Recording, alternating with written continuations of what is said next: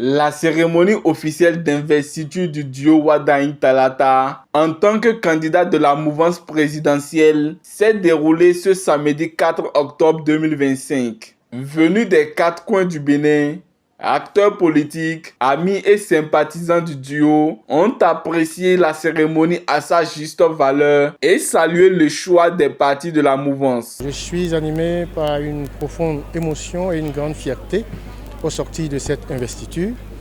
Comme vous l'avez constaté, à travers l'engouement des militants, des sympathisants qui sont venus nombreux de tout le Bénin, en tant qu'acteurs politiques également et conseillers engagés aux côtés des réformes que le chef de l'État mène depuis 2016, je m'inscris dans cette dynamique et dans ce choix. Nous sommes venus et la mobilisation que nous avons trouvée ici aujourd'hui confirme que la mouvance présidentielle a fait un bon choix. Le choix de la continuité, le choix du développement assuré et le choix de la jeunesse et de toutes les femmes du Bénin. Et comme l'a dit le candidat, il n'est pas le candidat d'un parti politique. Il est le candidat de la continuité, il est le candidat du développement, il est le candidat de la jeunesse.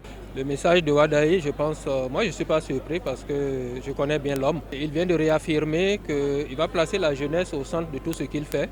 Il va placer la jeunesse en termes d'opportunités, en termes également d'enjeux sur tout son mandat. C'est ce qui est important. Il a rappelé que la jeunesse constitue quand même la base de tout ce que représente le Bénin.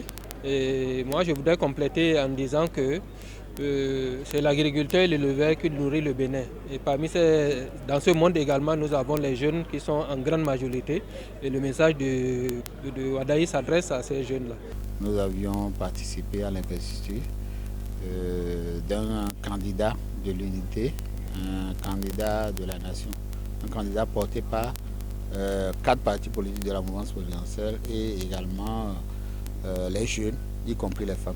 Nous sommes venus représenter l'Union progressiste de Pobet et nous avions eu leur quitus avant de venir et nous pensons que tels nous les avons représentés, telles ces populations vont répondre à nos sollicitations et à la sollicitation du candidat. Pour une victoire du duo dès le premier tour, les leaders politiques ont exhorté les militants et militantes à se mobiliser davantage. Je tiens vraiment à dire à toutes les militantes et militants de toujours rester dignes, dynamiques pour encourager le duo.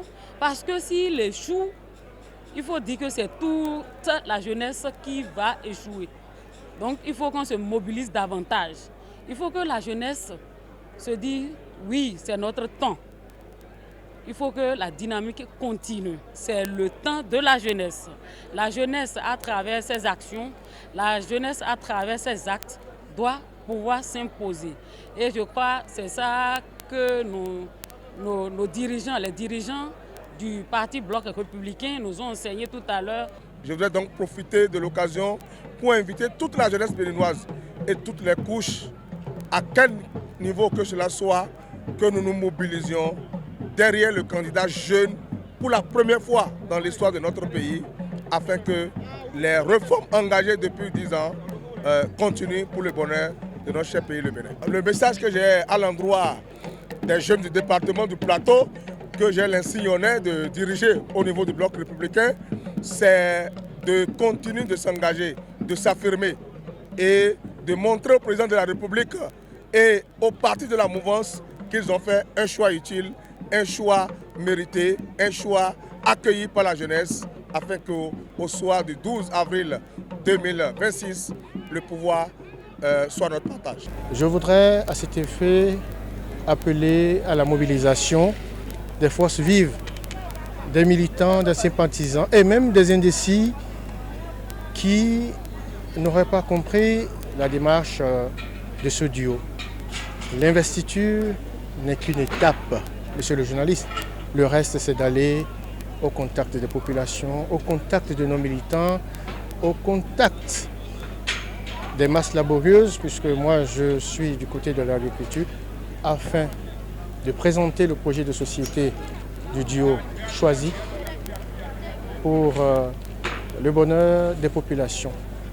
J'ai parlé aux éleveurs qui sont venus, qui ont représenté les 4 contrées de notre pays, pour leur dire que c'est maintenant que la bataille commence, aller mouiller le maillot, pour que tout ce que nous avons pu bénéficier en termes de cohésion, en termes de diminution de conflits entre agriculteurs et éleveurs, en termes de revalorisation de l'éleveur, face au monde, que cela peut se poursuivre avec Wadagni. À travers cette cérémonie solennelle, Romualda Wadagni et Mariam Chabi Talata entrent officiellement dans la course pour la présidentielle de 2026. Les leaders politiques et militants ont désormais la lourde responsabilité de porter ce duo jusqu'au palais de la Marina.